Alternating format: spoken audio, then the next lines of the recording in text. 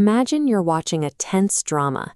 You are completely invested in the story, and right at the biggest cliffhanger, the screen cuts to static and drops you into a completely unrelated flashback episode.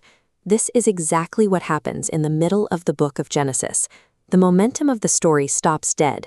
Chapter 37 ends with a young man named Joseph being betrayed by his own brothers, stripped of his family coat, and dragged toward Egypt in chains as a slave.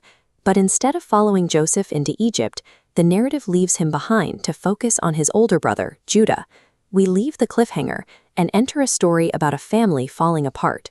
Judah separates from his family and begins a new life.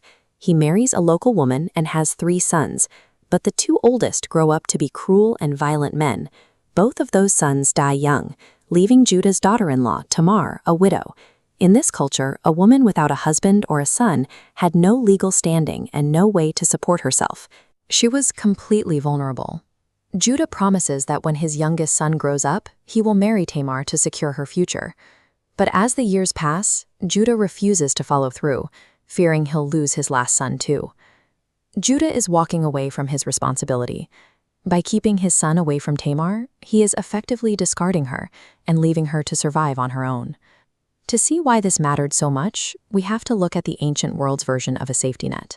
There was no life insurance or social security. A woman's survival depended entirely on the men in her family.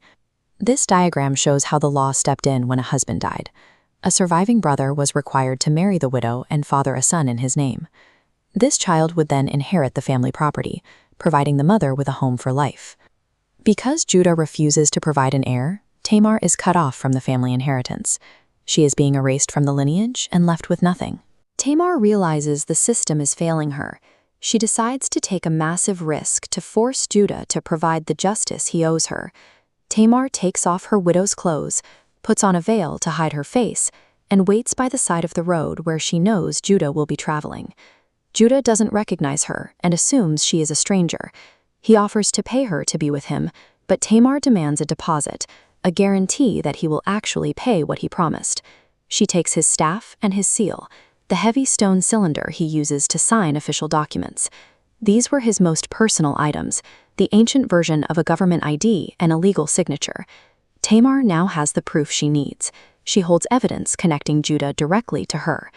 3 months later, word reaches Judah that Tamar is pregnant. He steps into his role as a judge and sentences her to death for her actions. As she is let out, Tamar sends the staff and the seal to Judah with a simple message: identify these. The man who owns them is the father. Judah recognizes them instantly.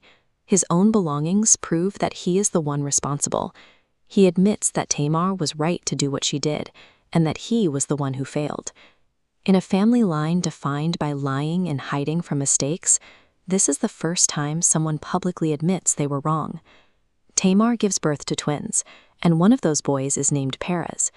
If you trace the family tree forward through history, you'll find that Perez becomes the ancestor of Israel's most famous leader, King David. And the line goes even further. The name of Jesus eventually appears at the bottom of this exact same branch.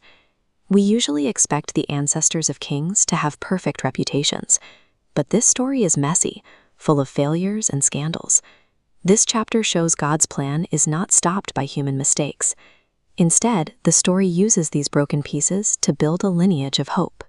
It suggests if there is a place for a story as complicated as Judah and Tamar's, there is a place for the detours in our own lives too.